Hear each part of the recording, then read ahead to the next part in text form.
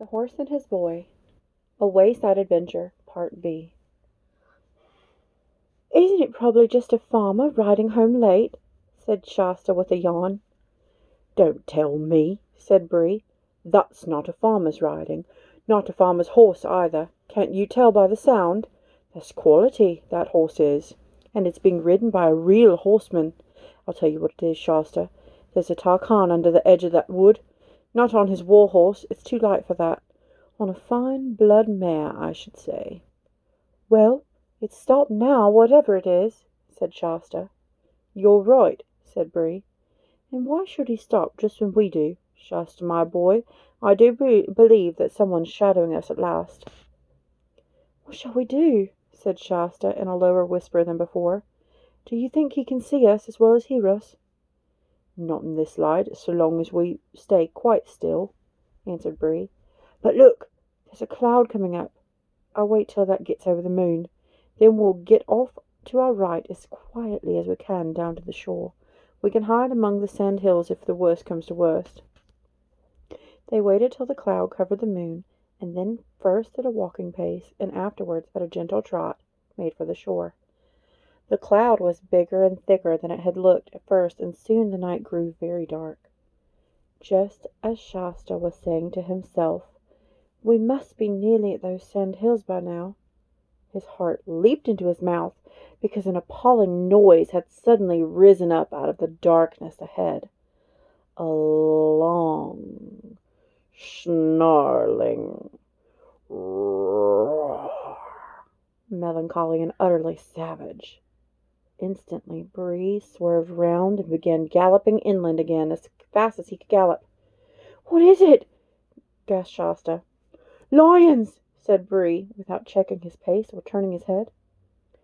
After that there was nothing but sheer galloping for some time. At last they splashed across a wide, shallow stream, and Brie came to a stopping on the far side. Shasta noticed that he was trembling and sweating all over. "That water may have thrown the brute off our scent," panted Brie, when he had partly got his breath again. "We can walk for a bit now." As they walked, Brie said, "Shasta, I'm ashamed of myself. I'm just as frightened as a common, dumb, colour mean horse. I really am. I don't feel like a talking horse at all. I don't mind swords and lances and arrows, but I can't bear those creatures. I think I'll trot for a bit." About a minute later, however, he broke into a gallop again, and no wonder, for the roar broke out again, this time on their left from the direction of the forest. "2 of them!" moaned Brie. When they had galloped for several minutes without any further noise from the lions, Shasta said, "I say, that other horse is galloping beside us now, only a stone's throw away." "All the better," panted Brie. "Tarkan on it. We'll have a sword. Protect us all." "But Brie," said Shasta, "we might just as well be killed by lions as caught, or they'll hang me for horse stealing." He was feeling less frightened of lions than Brie, because he had never met a lion. Brie had. Brie only snorted in answer, but he did sheer away to his right. Oddly enough, the other horse seemed also to be sheering away to the left, so that in a few seconds the space between them had widened a good deal. But as soon as it did so, there came 2 more lions' roars immediately after one another, one on the right and one on the left, and the horses began drawing nearer together. So apparently did the lions. The roaring of the brutes on each side was horribly close, and they seemed to be keeping up with the galloping horses quite easily. Then the cloud rolled away. The moonlight, astonishingly bright, showed up everything almost as if it were broad day. The 2 horses and the 2 riders were galloping neck to neck and knee to knee, just as if they were in a race. Indeed, Brie said afterwards that a finer race had never been seen in Calormene. Shasta now gave himself up for lost, and began to wonder whether lions killed you quickly or played with you as a cat plays with a mouse, and how much it would hurt. At the same time, one sometimes does this at the most frightful moments. He noticed everything. He saw that the other rider was a very small, slender person, mail-clad. The moon shone on the mail, and riding magnificently. He had no beard. Something flat and shining was spread out before them. Before Shasta had time even to guess what it was, there was a great splash, and he found his mouth half full of salt water. The shining thing had been a long inlet of the sea. Both horses were swimming, and the water was up to Shasta's knees.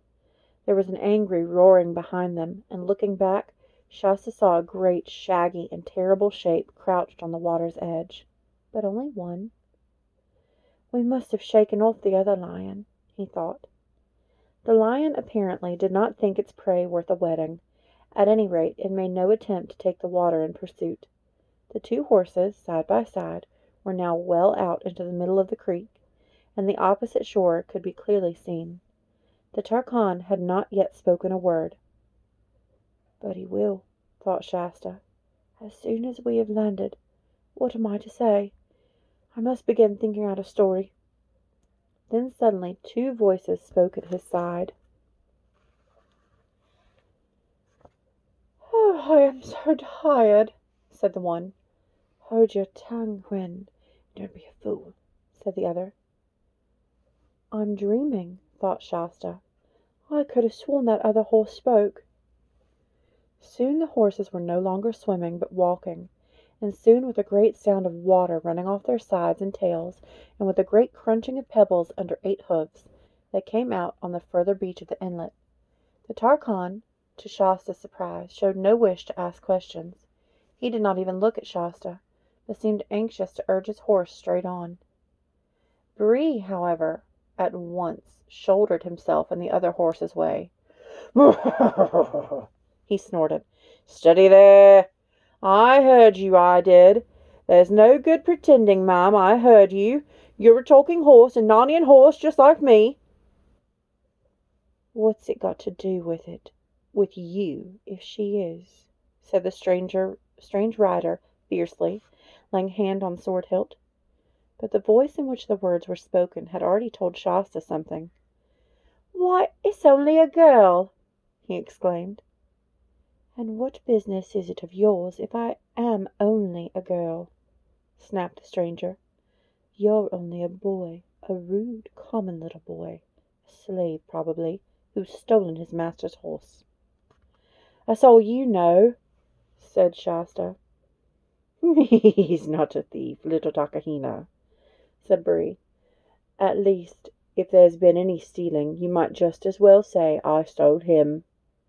And as for its not being my business, you wouldn't expect me to pass a lady of my own race in this strange country without speaking to her.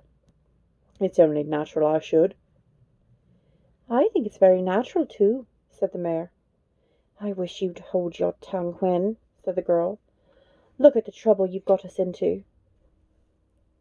"I don't know about trouble," said Shasta. "You can clear off as soon as you like. We shan't keep you." "No, you shan't," said the girl. "What quarrelsome creatures these humans are," said Bree to the mare. "They're as bad as mules. Let's try to talk a little sense. I take it, ma'am, your story is the same as mine, captured in early youth, years of slavery among the Calormenes." "Too true, sir," said the mare with a melancholy whinny. "And now, perhaps, escape?" "Tell him to mind his own business, Hwin," said the girl. "No, I won't, Arvis," said the mare, putting her ears back. "This is my escape." "Just as much as yours. And I'm sure a noble war horse like this is not going to betray us. We are trying to escape to get to Narnia." "And of course so are we," said Bree. "Of course you guessed that at once. A little boy in rags riding, or trying to ride, a war horse at dead of night couldn't mean anything but an escape of some sort. And if I may so, a high-born Takina, riding alone at night, dressed up in her brother's armour, and very anxious for everyone to mind their own business, and ask her no questions? Well, if that's not fishy, call me a cob." "All right, then," said Arvis. "You've guessed it. Hwin and I are running away. We are trying to get to Narnia. And now what about it?" "Why, in that case, what is to prevent us all going together?" said Bree. "I trust, Madam Hwin, you will accept my such assistance and protection as I may be able to give you on the journey." Why do you keep on talking to my horse instead of to me? Asked the girl. Excuse me, Tarkina, said Bree, with just the slightest backward tilt of his ears. But that's Calormene talk. We're free Narnians, Hwin and I suppose if you're running away to Narnia, you want to be one too. In that case, Hwin isn't your horse any longer. One might just as well say you're her human. The girl opened her mouth to speak and then stopped. Obviously, she had not quite seen it in that light before. Still, she said after a moment's pause, I don't know that there's so much point in all going together. Aren't we more likely to be noticed? Less, said Bree, and the mare said, Oh, do let's. I should feel much more comfortable. We're not even certain of the way. I'm sure a great charger like this knows far more than we do. Oh, come on, Bree, said Shasta, and let them go their own way. Can't you see they don't want us? Aye, we do, said Hwin. Look here, said the girl. I don't mind going with you, Mr. Warhorse, but what about this boy? How do I know he's not a spy? Why don't you say at once you think I'm not good enough for you? Said Shasta. Be quiet, Shasta, said Bree. The Tarkina's question is quite reasonable. I'll vouch for the boy, Tarkina. He's been true to me and a good friend, and he's certainly either a Narnian or an Auchenlander. All right, then, let's go together. But she didn't say anything to Shasta, and it was obvious that she wanted Bree, not him. Splendid, said Bree. And now we've got the water between us and those dreadful animals, what about you two humans taking off our saddles and our all having a rest and hearing one another's stories? Both the children unsaddled their horses, and the horses had a little grass, and Aravis produced rather nice things to eat from her saddlebag. But Shasta sulked and said no thanks, and that he wasn't hungry, and he tried to put on what he thought were very grand and stiff manners. But as a fisherman's hut is not usually a good place for learning grand manners, the result was dreadful. And he half knew that it wasn't a success, and then became sulkier and more awkward than ever. Meanwhile, the two horses were getting on splendidly. They remembered the very same places in Narnia, the grasslands up above Beaver's Dam, and found that they were some sort of second cousins once removed. This made things more and more uncomfortable for the humans, until at last Bree said, And now, Tarkina, tell us your story. Don't hurry it. I'm feeling comfortable now. Aravis immediately began, sitting quite still and using a rather different tone and style from her usual one. For in Calormene, storytelling, whether the stories are true or made up, is a thing you're taught, just as English boys and girls are taught essay writing. The difference is that people want to hear the stories, whereas I never heard of anyone who wanted to read the essays.